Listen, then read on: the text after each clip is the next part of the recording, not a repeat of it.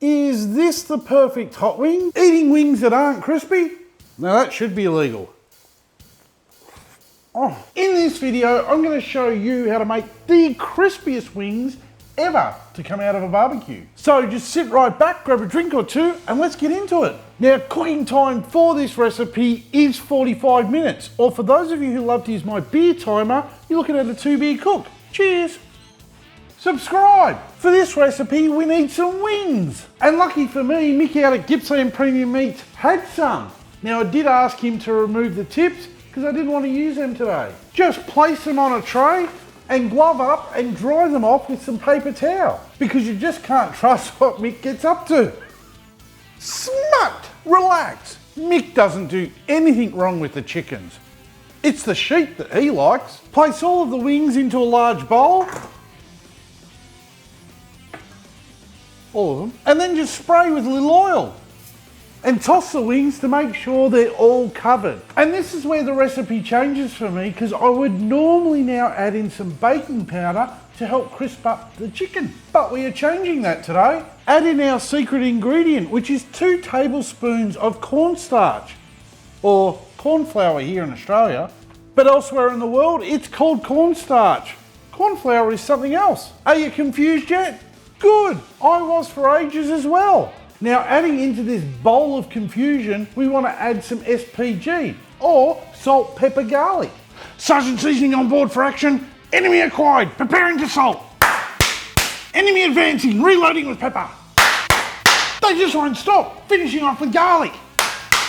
Now just mix this up until all the wings are evenly coated. And then put these aside in the fridge while we get the barbecue ready.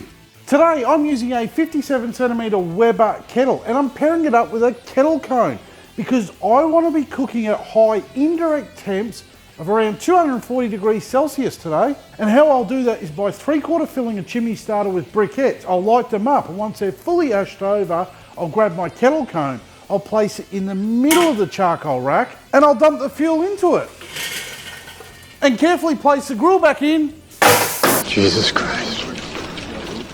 That's Jason Bourne. I'll pop the lid back on, opening all the vents, and we're going to give that grill 10 minutes to warm up. For those wondering, a warmed up grill is not cold.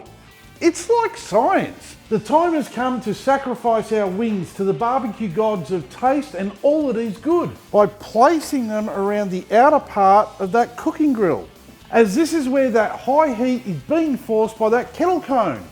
And because we are using an indirect heat source to cook with, our food isn't directly over the fire. Therefore, we won't get any fat flare-ups. Pop the lid on and grab a drink. These are going to need 45 minutes before we touch them again. If you didn't know, the Weber lid vent creates a hot spot as that cold air is sucked in through the bowl vents up and around our food. It is then forced back out through this lid vent, so to ensure an even cook, I recommend turning the lid 1/3 of the way every 15 minutes. Chicken needs to be reading 74 degrees Celsius internally to be classed as no-death chicken. And I should know. I'm a no-death chicken inspector. I want to make a sticky sauce. So into a pot, add 1/4 cup of Frank's Red Hot sauce and 2 tablespoons of honey, 500 grams of unsalted butter, and 1 teaspoon of chili flakes. Heat over a low heat until the butter has melted. Then remove and set aside. That's 45 minutes and our wings will be done. Weber fried wings at your service. Just remove them from the grill and place in a bowl.